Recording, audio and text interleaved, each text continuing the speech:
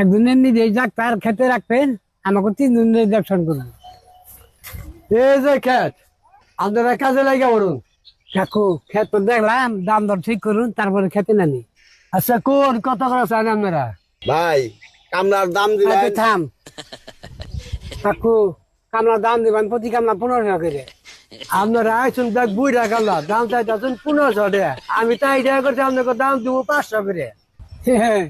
আপনারা দিয়ে ভুল ভুল হইলে কেব কথায় আছে না, পুরান সাল বাতে পারে, ভুল হইলেও অভিজ্ঞতা আছে।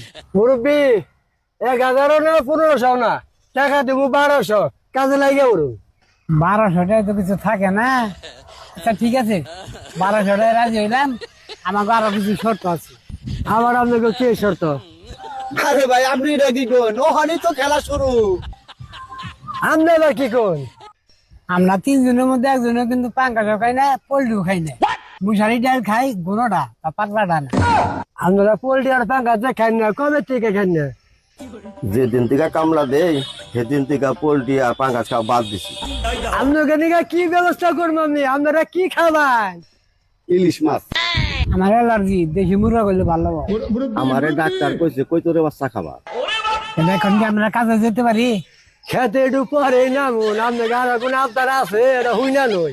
আর যেগুলো আছে ছোটো খাটো, ওগুলো বলার মতো না। এই ধরুন ঘন্টা ঘন্টা ছেলে 2 ঘন্টা পর পর একটু ডাবের পানি। আর পাকিস্তানের যে স্ট্যান্ড ফ্যান গুলো আছে না, অন্য 3 জনের 3টা খেতে ফ্যান দিবে। আপনাকে আর কোনো চাহিদা কি আছে? চাহিদার কি শেষ আছে বাবু? এই যে প্রচন্ড রোদ্দুরে খেতে ধান কাটমু, কখন কি হয়ে যায় বলা তো যায় না। একজনের নিজেই যাক তার খেতে রাখবেন, আমাকে 3 জনের দেখশন করুন।